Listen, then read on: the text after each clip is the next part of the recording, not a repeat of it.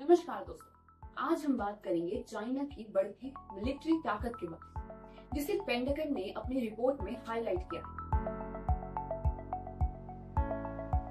क्या चाइना एक नए ग्लोबल मिलिट्री पावर के रूप में उभर रहा है और इसका प्रभाव भारत और विश्व पर क्या होगा? आइए इस मुद्दे को गहराई से समझते हैं। पेंटागन की रिपोर्ट के मुताबिक चाइना अपने न्यूक्लियर आर्सेनल को तेजी से बढ़ा रहा है। 2023 तक चाइना के पास 500 से ज्यादा ऑपरेशनल न्यूक्लियर वॉरहेड्स थे और ये संख्या 2030 तक 1000 से ज्यादा होने की संभावना है। चाइना ने अपनी इंटरकॉन्टिनेंटल बैलिस्टिक मिसाइल्स ICBMs की ताकत को भी बढ़ाया है, जो सीधे अमेरिका तक पहुंच सकती है। ये विकास दुनिया भर के लिए चिंता का विषय है। चाइना ने अपने नेवी को भी बहुत स्ट्रॉन्ग किया है।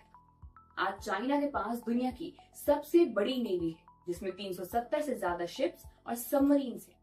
ये संख्या 2030 तक 435 तक पहुंचने की संभावना है। एयरफोर्स में भी चाइना ने नए फाइटर जेट्स और बॉम्बर्स को शामिल किया है, जो उसकी एयर कॉम्बैट कैपेबिलिटी को बढ़ाते हैं।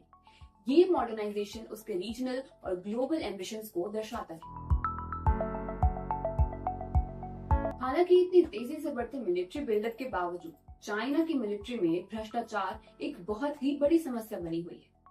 पेंटागन की रिपोर्ट के मुताबिक ये भ्रष्टाचार उसकी मिलिट्री रेडीनेस को कमजोर कर रहा है। 2023 में कई उच्च स्तर के मिलिट्री अधिकारियों को भ्रष्टाचार के आरोप में हटाया गया, जो कि उसकी मॉडर्नाइजेशन एफर्ट्स को प्रभावित कर सकता है।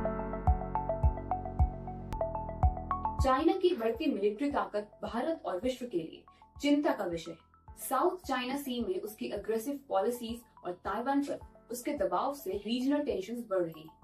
भारत के लिए चाइना का इंफ्रास्ट्रक्चर डेवलपमेंट और मिलिट्री प्रेजेंस LAC पर एक चुनौती है। ये जरूरी है कि भारत अपनी सुरक्षा नीति को मजबूत करे और इंटरनेशनल पार्टनरशिप्स को बढ़ाए।